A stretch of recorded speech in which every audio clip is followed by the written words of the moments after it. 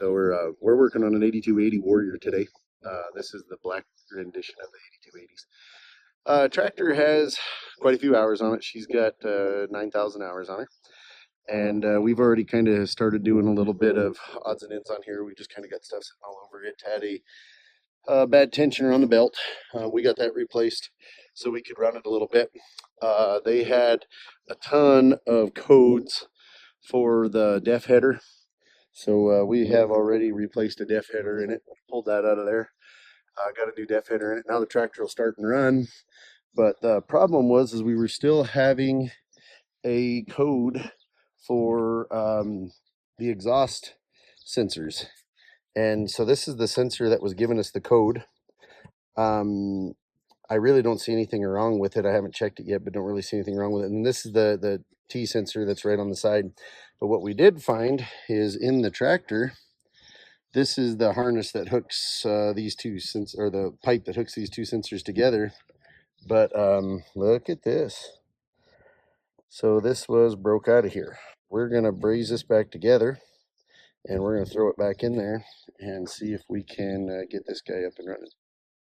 All right, so after we went and did a little bit of work down there and we brazed that pipe up, put all the sensors back on, we went inactive on a whole bunch of our codes. Let me move this one around over here.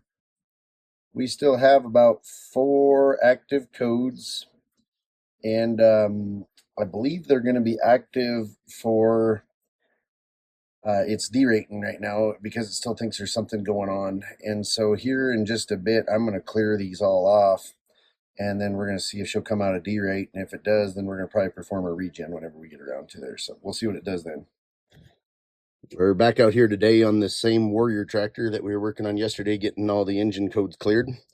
We did, once we got that sensor fixed, and we got the that one sensor that we put in, we got that put in there. We got some coolant put in it. We got cleared one other sensor code in it. The tractor did go into a regen and do that. But now we got where the guy was complaining that he had no air conditioning, and we put nitrogen in it. We got our little nitrogen setup down there on it, and we took everything apart up on the front end, or I'm sorry, put nitrogen in the front end, and then we ran bubbles all along everything up there. And the only thing we found was under the clutch at the compressor, we were leaking a little bit out of the shaft seal. But after this morning, we took this all apart, and I don't know if you can see right down in there where I sprayed, we got bubbles galore right down there on that fitting.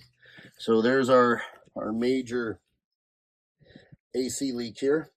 We're gonna get this evaporator out. It's horribly dirty, and we're gonna clean that evaporator up. And Lincoln's in here. We're vacuuming all this, get all this cleaned back up, and then we're gonna see if that just needs new O-rings down there and tighten back up, or what the problem is with that.